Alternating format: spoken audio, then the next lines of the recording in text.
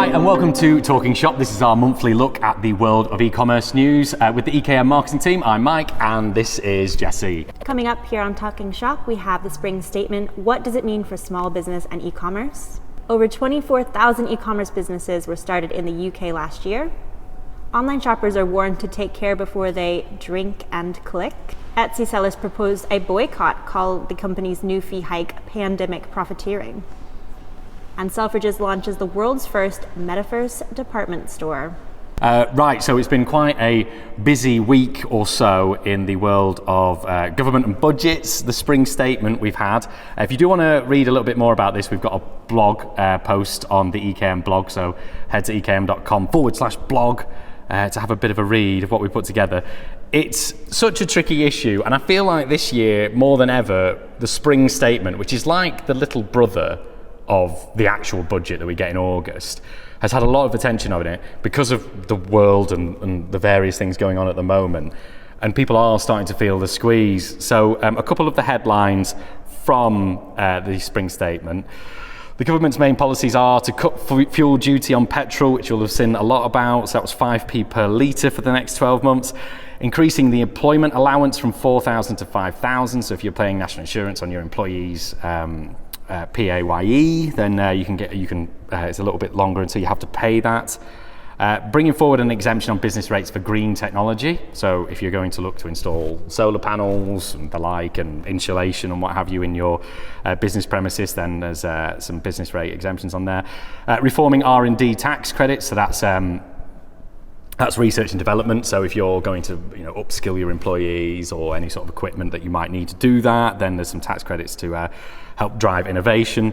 And they're not planning any current changes to the planned business rates relief, which there was quite a substantial relief on that during the pandemic, but they've decided not to carry that on, and then they're going to look at it when the budget comes out in August, which is interesting. So that was a 50% relief, which is now in place as of the 1st of April. It was down from the 66%, which was during the pandemic. A lot to take in. Yes. I wrote this blog post, and it was trying to work out whether there is much benefit there. Obviously, times are tough, and people are sort of looking at the household budgets. And also, obviously, for yourselves, if you're a small business owner, you'll be looking at how this affects your business, and that's sort of the balance, really, isn't it? Where you have your consumers will be going through one thing and looking at spring statements and what this means to them, and you'll be looking at how you can possibly take advantage of any of these initiatives for your business. There's not much more to say about it. I mean, Yeah. It's one of those things where, as a business owner, it affects you in two ways. It affects you as a consumer, because you always are a consumer of other businesses. Yeah, exactly. And then also any ways that you can try to apply for things to help your business. So it's a lot to take in. I would definitely recommend reading the full breakdown that we've done on the EKM blog, because I think it does go really well in depth and in very plain English that anyone could sort of read and understand. So if you're a bit confused on some of the terms and conditions from the spring statement, then I would definitely recommend just having a look. Yeah, I think it's very hard to provide any advice. I think everyone saw Martin Lewis, obviously the money man, even said, I think I've run out of things to say. But one thing I know he has been saying, and I think it does tend to be true, is in these particularly difficult times where you have like energy companies who aren't really offering any deals, particularly when it comes to the fuel as well. If you're dealing with couriers, haulage, anything like that, it's probably not going to be beneficial shopping around. So if you're thinking of changing your energy supplier, or you're thinking of changing who deals with your fulfillment or anything like that, it's very unlikely that you're going to be able to try and play people off against each other, undercut people, whatever it may be. It's unlikely that that's going to be the case, isn't it? In this case, it's better to even rely on any loyalty that you have with a company that you've been with, for 5-10 years. You might be able to just take advantage of that. Absolutely. I think that's what you would want from your, if you're B2C particularly, that is what you would be hoping that your customers will be doing as well. Even if you find yourselves, and we were literally, before we started this, we were talking about, prices going up at various things, whether it's, wholesale prices, or whether it's, when you're in the retail section, is that, you may find that you have to you might edge have those to raise prices your up. prices. I mean, I think it's one of those things where if you can maintain the prices the way they are, I think your customers will appreciate that. But in the same token, they'll be receiving emails from every single supplier that they work with of all of their bills are going up too. So I think people are a little bit understanding of small businesses if they do have to raise their prices. I think you can communicate that in a way that tells your customers, you know, the cost of doing business has gone up. Unfortunately, that does fall on consumers, but we will strive to keep our prices as low as we can. Yeah, I think, and that opens up the whole thing about this, and I think why there's been so much attention on this spring statement is because it really does bring into that question of how much of a role do you want government to play in these things. There seems to be a wave of sort of emotion that they would, at this stage, it feels like there needs to be a little bit more government intervention than maybe even traditionally people would want, particularly if they're sort of libertarian sort of persuasion. So it's very interesting. It's going to be really interesting to see how the budget goes. And from a cynical point of view, you've got a general election coming up in 2024. So Rishi Sunak's obviously been talking about taxes to the end of this parliament and what will happen there. So time will tell. But I would always say, be very British about it, stiff upper lip, remain quite stoic, calm down, don't panic, in the words of Corporal Jones from Dad's Army. Anyway, right, let's look at some more fun topics, because, look, times are tough and there's a lot of, very pressing circumstances with Russia and the Ukraine, and obviously we're coming out of the pandemic as well. So there is some good news, particularly for the e-commerce industry, where we've obviously seen a massive boom over the course of the pandemic, and it's nice to see that businesses are still being started up in the world of e-commerce. Over 24,000 e-commerce businesses were started up in the UK last year, in 2021. Looking at the breakdown of where those have happened in the UK, London saw the most e-commerce startups, with 6,498 being launched in the capital. Birmingham, Manchester and Liverpool, so Birmingham had 1,048, Manchester 972 and Liverpool 737. We were sort of saying, well, okay, so obviously London has a larger population, however, there isn't actually that much room a lot of space for warehouses and those sorts of things, isn't it? Yeah, so I think you said as well, it's probably more drop a lot shipping. of drop shipping businesses, and I think that's something that's really trending upwards in the world of e-commerce as well. So I think that's safe to say that's probably a good amount of those are going to be people that are not having a warehouse and maybe not keeping any products in their house or anywhere like that, is actually ordering from a third party and then having them do the fulfillment. Which is what drop shipping is, if that's not something that you're familiar with. Yeah, exactly. And also, I think it's now a very sort of common theme for bricks and mortar stores. Even if they don't really feel like there's much demand there, they will just launch an e-commerce side of their business anyway, won't they? So that's really positive news, and it's nice to see that growing. Obviously, we would say that, but it's nice to see, and it'll be interesting over the next 18 months or so to see how that trend continues, really. Right, so we look at a great story. This is from Charged, so I will give them the credit for this. This is a warning to shoppers, and online shoppers particularly, to take care before they drink and click. So, as more than half, 54% of late night online shoppers have admitted to browsing for deals while drinking alcohol. I'm just going to come straight out of it. What was the last purchase you made after a tipple, after you'd had something to drink? Can you remember? Oh, gosh. No. It sounds really bad. Hold on. Do you not remember because it's just memory loss, or was at the time were you so intoxicated that you don't remember? Let's go with the first. It's probably something really small. I feel like my late night purchases are just things that I've been looking at for a long time and thought, oh no, that's not in the budget for this month. And then late night comes. Your inhibitions go. One glass of wine, one glass of gin, not at the same time, obviously. And then all of a sudden I found the money for it. So can you remember what was the last thing you drinking clicked? No, I don't think so. Guitars tend to be my weakness. And I'm terrible at guitar, but because it's a big purchase, it's a little more Dutch courage really to go, you know, I'm gonna get better at the guitar and treat myself. That's quite a big spend for an impulse in the middle of the exactly the night. Yeah, now, exactly. Part of my marketing brain is now thinking like, should I be sending emails at midnight to try? Well, interestingly, yeah. So there's sort of a competitions watchdog is looking into this actually, and about when people send out marketing communications, so they're looking at things like, you know, when people are watching TV and, you know, in the advertising on television and that sort of thing. So they've highlighted 4 common tactics which may lead to customers being misled, including subscription traps, hidden charges, pressure selling, and fake reviews and that sort of thing. And of course, you know, when the times of day that marketeers are doing these sorts of things. So it is interesting, isn't it? There's always been these sort of theories about when's the best to, you know, post on social media, but also sell out direct communications as well. With sort of people having those theories of, oh, well, if you do it during the day, people at work and they might not see them, hit people in the evening and that sort of thing. So that is the thing, but also I feel like we're in a 24-hour cycle where people are constantly on the phones unless they're asleep, and even sometimes people do go on their phones in their sleep, but that's a story for another time. It's less of a rule of what time you should be sending emails or those sorts of things, because people have their phone in their hand constantly. So yeah, exactly.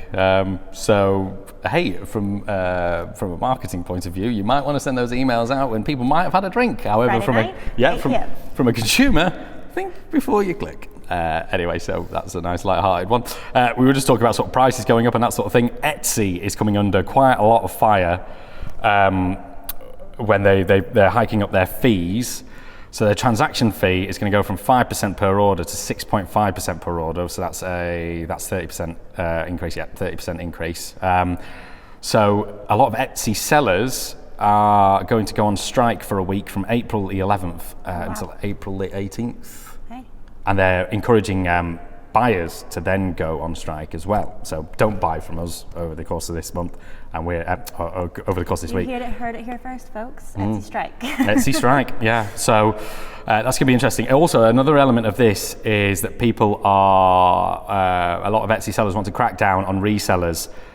So people who are selling things that they're not actually making themselves, which obviously the whole point of Etsy really is the sort of the craft and handmade market. There's a lot of you go on Etsy now and you look and it's like, I've seen that product somewhere else and there's someone else selling it and that sort of thing. So that's another reason why there's this petition going on, not just the fees, but also they're saying that Etsy is sort of losing what it's meant to be. Absolutely, yeah. I would definitely second that. And I'm not an Etsy seller anymore, but I did used to be. And I think that's something that really drives me crazy now, even as a buyer going on Etsy and seeing products that I could buy anywhere. Yeah. You know, and Etsy is supposed to be where you go to get things that they're special, they're handmade, they're unique, and that is sort of what I think buyers want to be seeing. So I would love to see Etsy return to the olden days. Yeah, and to keep that uniqueness as well. The transaction fees are, you know, the margins are never going to be that great, or rather the quantity and you know the amount of products that you're selling on Etsy is never going to be huge, because obviously if you're hand making them or you're sourcing a lot of the materials to make these things yourself, you know, the margins are, you know, not going to be something you want to, you know, sort of compromise too much with, because it's a lot of your blood, sweat and tears that goes into making these things. So look out for that. So April the 11th till the 18th, people are saying, buyers and sellers saying boycott Etsy. So look out for that one. Also, something that's popped up is the prices of Royal Mail as well going up as well, which seems to be affecting quite a number of online retailers. That's going to be a huge one for online retailers. So that's just maybe a reminder to just double check your shipping costs on your website and make sure that they're reflective of whatever the new pricing is. Yeah, exactly. If you're not offering free shipping, double check that you're charging what the current rate is. And if you need to, also communicate that to your customers. They've likely heard and seen that the prices are going up, but perhaps send an email out to just let them know. And that's where we come to what we talked about at the beginning of the show, is the spring statement. It's probably, although you're seeing that the price is going up, I'm not too confident you could then go elsewhere really and try and find much better rate. But it's always worth having a look at the moment. So we're going to finish with, usually we look at a bit of social media in this in Talking Shop. gonna hit a new form of social media. We're gonna visit the metaverse. The metaverse. So I'm just going to read this out verbatim. Selfridges launches world first metaverse department store. This is in the virtual world. I don't even know if I'm going to say this right. Decentraland. This is for. Is it New York Fashion Week? It's for Fashion Week somewhere. I think it's online fashion week. Online Fashion Week. Oh, Metaverse Fashion Week. Even better. Wow. So it's not Paris. Forget Paris, Tokyo, London, New York. We've all been waiting for. It's Metaverse. So this is all about, they're selling NFTs, non-fungible tokens, which obviously are this sort of, there is one of this digital property that people buy, usually with cryptocurrency. So then you've got this other sort of non-weighted asset it's all very fake confusing. Art that you buy with fake money. Yes, exactly. It's fake art with fake money. Don't come after me. None of this exists in the real world, which is why I sort of, I really like embracing these things. Any sort of social media or any sort of technology, I'm like, wow, I'm all for it. Let's have a look at this. But the thing I always struggle with cryptocurrency and NFTs is there is nothing physical anchoring it. But is there even anything physical anchoring our money anymore? Not really. Well, gold and Inflation, materials and it's all a lot, but like you said, I'm usually one of the first ones to embrace like new technology, new social medias. This one, I honestly can't wrap my brain around it, and I don't know if that just means I'm losing touch with reality or.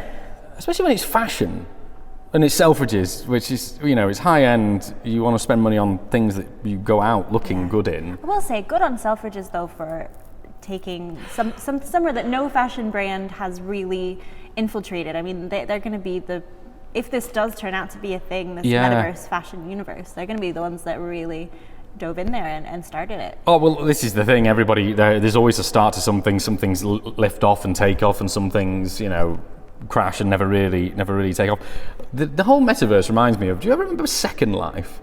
So Second Life was this thing that, I think Sony and it was PlayStation that launched it. It's when you bought like a PlayStation 3 or something like that, you had this Second Life on it where you walked around and you just talked to people online, and you had this avatar type thing that walked around in a 3D space. It just seems like exactly that, but that never really took off because I think I always think there's that element of where it almost becomes too immersive. Yeah, and I think also that maybe the technology wasn't quite there at the time for it to really hit its stride, and maybe we as a society weren't ready for it then. I'm not sure if we're ready for it now, but here it comes. Well, I think. But we're not Gen Z either, so. That's true. I think one of my favorite things when I read this article was, I think for visiting the Selfridges Meta Fashion World, whatever this is, you get a free metaverse handbag. Right. Do you keep things in the metaverse handbag? Probably. You have meta lipstick. So if you visit in your metaverse to the Meta Selfridges Meta Fashion Week, you get a meta handbag. I can't wait until we're doing this in the metaverse, and we'll be on a digital sofa somewhere, drinking digital coffee while digitally speaking. Digital versions of Mike and Jessie are just shopping in digital Selfridges after. I don't know, but we'll see how that goes, and it's one of those things where it just makes me feel very old. I agree. And behind the times, but one day kids will be going to the metaverse, and I'll just be there. Those crazy kids. Yeah, on a rocking chair in my front porch. Shouting at them, but they're not listening because they're in the metaverse or something along those lines. Maybe it'll put crime down. Maybe there'll be crime in the metaverse. Who knows? Can you imagine meta jails? So you would be digitally in, so you couldn't. I think we should stop. I think we'll stop there. That brings us to a nice conclusion. Hopefully, some positive spins on what is obviously quite a stressful time in the world of retail and business and what have you. So. Chin up, keep going, and we'll be back next month for more Talking Shop. In the meantime, make sure you subscribe into our channels and, of course, the Talking Shop playlist.